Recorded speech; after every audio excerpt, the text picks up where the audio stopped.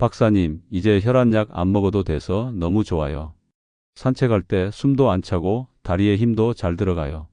고혈압과 숨가쁨을 싹 고치신 78세 김복자님은 제 환자분이세요. 어느 순간 나빠진 건강 때문에 많이 힘들어 하셨던 분인데요. 집에서도 완벽히 고치는 방법이 있다고 말씀드렸더니 처음엔 안 믿으셨어요. 하지만 자꾸 건강이 악화되었던 김복자님은 제가 말씀드린 방법을 실천하셨습니다. 3개월 후 혈압은 정상으로 돌아왔고 숨가쁨도 개선되셨어요. 만병의 근원은 바로 최악의 습관 5가지에 있습니다. 하루 5분 투자해서 장수하는 방법 지금부터 여러분께 알려드리겠습니다. 안녕하세요. 저는 올해로 83세가 된 현역 의사 김진국입니다. 오늘도 새벽 6시 어김없이 눈이 떠졌습니다. 습관처럼 갈증을 느껴서 미지근한 물 한 컵을 마시고 밖으로 나가 약 30분 정도 천천히 산책을 했지요. 제가 이렇게 매일같이 일상을 활기차게 시작하는 걸 보고 많은 분들이 이렇게 물어보십니다. 선생님, 도대체 어떻게 이 나이에 아직도 아침 산책을 하고 이렇게 건강하신가요? 그럴 때마다 저는 솔직하게 말씀드립니다. 사실 저도 70대까지만 해도 무릎 통증이 심해 지팡이를 짚고 다녔습니다. 약도 챙겨 먹었지만 몸은 계속 여기저기서 신호를 보냈죠. 그러나 제가 발견한 숨은 습관들을 고치고부터 인생이 바뀌었다고 할까요?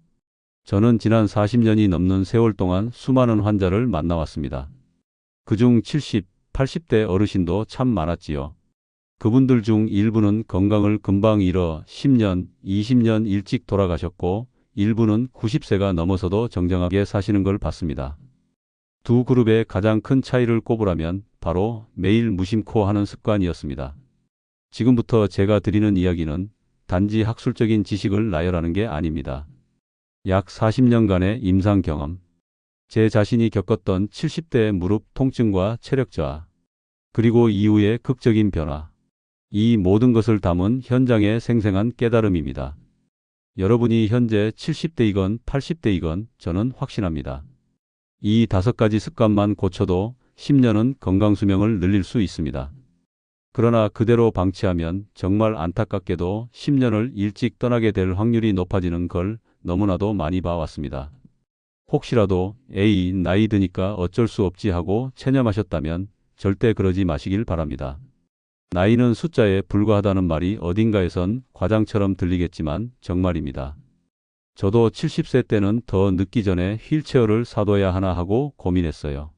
그런데 지금은 83세인 지금도 매일 1시간씩 산책하고 손주들과 여행을 다니거든요.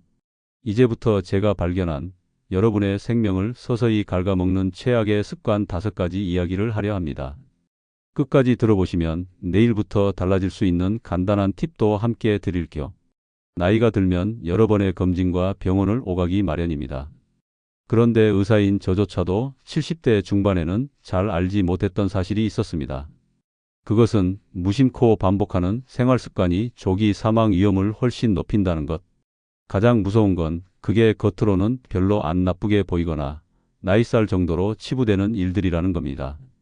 이제 밥 잘 먹고 약 잘 챙겨 먹고 일주일에 한두 번 운동 정도 하는데 뭐가 문제겠어 라고 방심하시는 분들도 계시겠죠. 그러나 그 습관 중에서 제가 임상 현장에서 보아온 가장 치명적인 5가지를 조목조목 짚어드리려 합니다. 하루 대부분 앉아서 지내는 습관, 근육 감소를 방치하는 습관, 물을 충분히 마시지 않는 습관, 사람들과의 교류를 줄이는 습관, 새로운 것을 배우지 않는 습관. 이 5가지 중 하나라도 해당된다면 지금 시점에서 반드시 고쳐야 합니다. 조기에 고치지 않으면 10년 일찍 세상을 떠나게 되거나 병상에서 지내며 자녀, 손주들에게도 큰 짐이 될 확률이 높습니다. 저도 70대 중반에 이 습관 때문에 큰 후폭풍을 맞았습니다. 아침에 일어나면 TV를 켜고 점심 먹고 소파에 앉아 신문을 보고 저녁에는 또 TV를 보다가 잠드는 생활. 몸이 점점 무거워지더니 어느 날부터는 앉았다 일어서는 동작이 너무 힘들어졌죠. 우리 몸은 사실 움직이도록 설계되어 있습니다.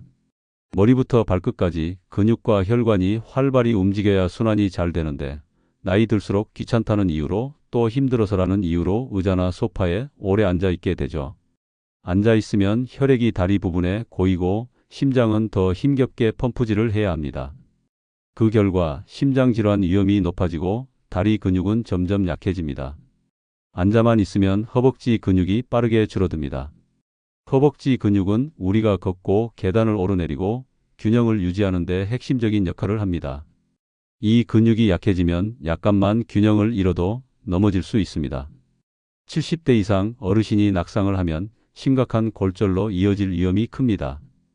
병원 침대에 몇 달씩 누워 있으면 근육은 더 빠르게 줄고 다시 걷기 힘들어집니다. 정말 악순환이죠. 특히 식사 직후 바로 소파에 앉아 TV를 보는 습관이 가장 해롭습니다. 먹은 음식이 소화가 되려면 가벼운 활동을 해줘야 혈당이 서서히 내려가는데 앉아만 있으면 혈당이 높게 유지됩니다. 이 상태가 누적되면 당뇨병에 가까워질 수 있습니다. 해결책은 다음과 같습니다. 1. 30분에서 1시간마다 한 번씩 일어나기. 알람을 맞춰 놓거나 시간을 의식적으로 확인하세요. 물 한 잔을 마시거나 화장실을 다녀오거나 그냥 방 안을 한 바퀴 도는 것으로도 좋습니다. 2. 식사 후 10분 가벼운 움직임. TV 보는 대신 설거지를 하거나 가벼운 스트레칭을 해보세요. 의외로 이 작은 차이가 혈당 조절에 큰 도움을 줍니다. 3. 30분 걷기를 목표로. 한 번에 30분이 힘들다면 10분씩 3번 나눠도 됩니다. 3번 나누더라도 꾸준히 하면 혈액순환과 근육 유지에 훨씬 좋습니다. 많은 분들이 70대가 넘으면 이젠 살도 빠지고 근육 좀 줄어드는 게 당연하지라고 생각하며 방치합니다. 그러나 그 결과는 아주 심각합니다. 근육은 단순한 힘의 문제가 아닙니다. 근육이 뼈와 인대를 잡아주고 보호하기 때문에 근육이 줄면 뼈가 부담을 더 지게 됩니다. 그 결과 골다공증이 있는 상태에서 낙상을 하면 쉽게 골절이 일어나고 회복이 매우 어렵지요. 근육은 혈당을 소비하고 몸에 들어온 영양분을 적절히 태우는 데 중요합니다. 근육량이 줄면 당뇨 위험이 증가합니다. 또 면역력에도 영향을 미쳐서 감기나 폐렴 같은 질환에 취약해집니다. 복부 근육이 약해지면 허리 디스크와 척추가 그대로 충격을 받습니다. 허리 통증이 심해지면 다시 움직이기 싫어져 근육이 더 줄고 악순환이죠. 다치지 않으려면 이렇게 해야 합니다. 1. 앉았다 일어서기 운동. 하루에 10번씩 아침, 점심, 저녁으로 나눠 의자에서 천천히 앉았다 일어서기를 해보세요. 허벅지 근육을 유지하는 데 매우 효과적입니다. 2. 벽 짚고 발 뒤꿈치 들기. 벽에 손을 대고 발 뒤꿈치를 들었다가 천천히 내려놓는 동작을 10회 정도 반복하세요. 종아리와 발목 근육을 강화하는 데 좋습니다. 3. 근력 운동과 걷기 병행. 걷기는 전신 근육을 촉진시키는 대표적 운동입니다. 여기에 5분 정도의 간단한 근력 운동을 병행하면 최상입니다. 의사로서 진료를 하면서 특히 노년층이 물 섭취를 소홀히 하는 걸 많이 봤습니다. 목도 안 마른데 굳이 물을 많이 마실 필요 있나? 물 마시면 화장실에 자주 가야 해서 귀찮다. 이렇게 생각하실 수 있지만 수분 부족은 노화를 가속하고 건강을 크게 악화시킵니다. 물을 안 마시다 보면 피부가 건조해집니다. 화장품을 아무리 발라도 내부에서부터 수분이 공급되지 않으니 주름이 많아지고 탄력이 떨어집니다. 게다가 혈액이 농축되어 심장이 더 힘껏 펌프질해야 하고 혈압이 오를 위험이 커집니다. 신장은 물이 충분해야 노폐물을 걸러내고 소변으로 배출합니다. 물이 부족하면 신장의 부담이 가중되고 신장 결석이나 심부전 위험이 높아집니다. 변비가 심해지기도 쉽지요. 소변색이 진한 노란색, 심지어 갈색빛이 돈다면 이미 탈수 상태일 가능성이 큽니다. 건강한 소변색은 거의 투명하거나 연한 노란색이니 체크해 보세요. 1. 하루 6에서 8컵 물 섭취 목표. 한꺼번에 벌컥벌컥 말고 조금씩 자주 드시는 게 좋습니다. 2. 습관화하기. 아침 기상 직후 1컵, 식사 전후 1컵, 자기 전 1컵 등 구체적 시간을 정해서 드세요. 3. 카페인 음료 줄이기. 커피, 녹차, 홍차 등은 이뇨 작용을 해서 오히려 수분을 더 배출합니다. 4. 눈에 보이게 물병 놓기. TV 보는 옆자리나 식탁 위 등 수시로 보이는 곳에 물병을 두면 자연스럽게 마실 수 있습니다. 의외로 많은 분들이 70대쯤 되면 아유, 나이도 들었는데 굳이 나갈 일 뭐가 있어. 집이 편해 하십니다. 그러나 사회적 고립은 건강을 해치는 정말 무서운 습관 중 하나입니다. 사람은 사회적 동물입니다. 가족, 친구, 이웃과 교류하며 행복감을 느끼고 정신적 안정을 얻습니다. 반대로 집에만 틀어박혀 있으면 우울증, 무기력증에 빠지기 쉬워집니다. 누군가와 함께 식사하면 식욕도 좋아지고 다양한 반찬도 먹어보게 됩니다. 그런데 혼자 계속 먹으면 귀찮아서 대충 밥을 때우거나 식욕이 뚝 떨어져서 영양이 결핍되기 쉽습니다. 다른 사람과 대화하며 뇌가 활발히 돌아갑니다. 반면에 고립된 생활을 하면 뇌 자극이 줄어 치매, 발병 위험이 높아지는 연구 결과도 있습니다. 1. 하루에 한 번 이상 가족, 친구와 통화 또는 대화. 직접 만나기가 어렵다면 전화라도 좋습니다. 낯설더라도 작은 소통이 중요해요. 2. 취미나 모임 참여. 동네 문화센터, 평생교육원, 복지관 등 다양한 프로그램이 있습니다. 비슷한 관심사를 가진 사람과 교류하세요. 3. 정기적인 만남 습관화. 매주 수요일 3시엔 친구와 차 마시기, 매달 첫째 주 토요일은 자녀와 식사하기 같은 규칙을 만들어 보세요. 4. 자원봉사나 지역활동. 남에게 도움을 주는 활동을 하면 삶의 보람과 새로운 만남을 동시에 얻을 수 있습니다. 마지막으로 제가 가장 강조하는 점입니다. 뇌도 근육과 같아서 쓰면 쓰는 대로 발달하고 안 쓰면 퇴화합니다. 70대, 80대가 되어도 새로운 것을 배우는 분들은 치매 위험이 훨씬 낮습니다. 반면 이젠 나이 들었으니 배울 거 없지 하고 멈추신 분들은 뇌 노화가 급격히 진행되죠. 새로운 취미나 기술을 배울 때 뇌에서는 새로운 신경 연결이 형성됩니다. 이게 치매를 예방하는 방패막 역할을 합니다. 공부와 학습을 멈추면 점점 사소한 것도 기억하기 어려워집니다. 휴대폰을 어디에 뒀는지, 약을 언제 먹어야 하는지 자꾸 잊게 되지요. 새로운 성취를 얻을 때 느끼는 뿌듯함, 재미가 없어지면 나이 들수록 삶이 지루해지고 우울해질 수 있습니다. 1. 매일 작은 도전. 새로운 길로 산책해보기, 평소에 안 읽던 종류의 책 읽어보기, 간단한 외국어 단어를 외워보기, 이런 사소한 변화가 뇌에 큰 자극이 됩니다. 2. 취미 시작. 그림, 악기, 정원 가꾸기, 요리 등 관심 있는 분야면 무엇이든 좋습니다. 처음부터 잘하려고 애쓰지 말고 배우는 과정을 즐기세요. 3. 디지털 기기 활용. 스마트폰, 태블릿, 컴퓨터 사용법을 조금씩 배워보세요. 손주들에게 도움을 청하거나 노인복지관의 교육을 활용하세요. 유튜브, 카카오톡만 잘 활용해도 소통 창이 어마어마하게 넓어집니다. 4. 함께 배우기.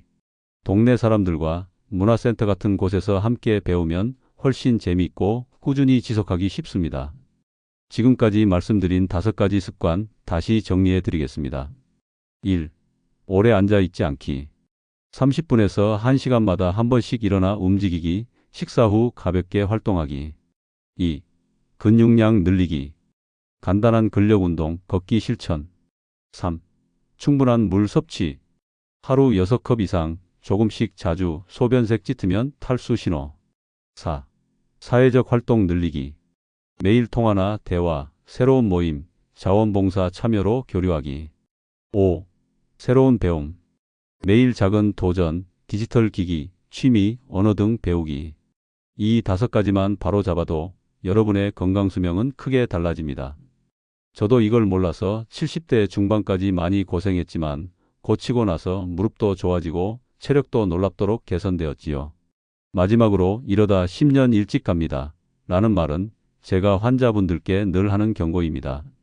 왜냐하면 정말 안타까운 사례를 너무 많이 봤기 때문입니다. 어떤 분은 70대 후반에 근육 감소와 낙상으로 병원에 누워 지내다가 결국 2년 만에 돌아가셨습니다. 또 어떤 분은 물을 전혀 드시지 않아 신장이 급격히 나빠져 집에서 편히 살 날이 거의 없었습니다. 하지만 반대로 조금만 습관을 개선한 분들은 80대 후반에도 등산이나 가벼운 여행을 다니고 손주들과 즐거운 시간을 보내며 병원보다는 집에서 건강하게 지내는 경우를 아주 많이 봤습니다. 그 차이가 노년을 어떻게 보내느냐를 결정합니다. 그리고 그 열쇠는 바로 여러분이 오늘 시작하는 작은 습관입니다. 지금껏 제가 말씀드린 5가지 중 내가 딱 이거는 조금 위험한 습관을 가지고 있구나 하고 느끼신 게 있다면 지금 이 순간부터 하나씩 실천해 보세요. 한 가지 더 제안 드리자면 건강 노트입니다. 저도 70대 후반부터 꾸준히 기록해 왔어요. 내용은 아주 단순합니다. 오늘 물 몇 컵 마셨는지, 10분씩이라도 걸었는지, 새롭게 배운 단어나 정보가 무엇인지, 누구와 통화를 했는지, 어떤 느낌이었는지, 이걸 하루 분량으로 5줄 정도만 적어보세요. 일주일 뒤, 한 달 뒤에 돌아보면, 아, 내가 이 습관을 잘 지키고 있구나. 또는 아직 부족하구나. 하고 스스로 점검하기가 정말 쉽습니다. 정말 이 5가지가 내 몸을 갉아먹고 있었나? 하고 놀라셨을 수도 있습니다. 하지만 염려 말고 지금부터라도 고치면 됩니다. 저 역시 75세 때 지팡이를 짚으면서도 83세 지금은 훨씬 건강해졌으니까요. 하루 종일 앉아있는 대신 자주 일어나서 근육을 써주세요. 물을 충분히 마셔 혈액순환과 노폐물 배출을 원활히 하세요. 친구, 가족, 이웃과 교류를 늘려 정신적 사회적 건강을 지키세요. 새로운 것을 배우며 뇌를 계속 활성화하세요. 마지막으로 좋아요와 구독을 눌러주시면 제가 다음에 더 알찬 건강 비결로 찾아왔을 때 놓치지 않고 받아보실 수 있습니다. 이 정보가 부모님, 주변 분들께도 필요하다 싶으시면 꼭 공유해 주세요. 작은 습관이 하루하루 쌓여 건강한 노년을 만들어갑니다. 날마다 조금씩 그러나 꾸준히. 이게 제가 83세가 된 지금 부쩍 깨닫게 된 진리입니다. 부디 오늘 이야기가 여러분이나 주변 분들께 조금이나마 희망이자 계기가 되길 바랍니다. 우리의 70대, 80대, 90대의 삶을 더 풍성하게, 건강하게 가꾸어 가길 응원하겠습니다. 고맙습니다. 건강하고 오래 사는 즐거운 인생, 우리 함께 만들어 나가요.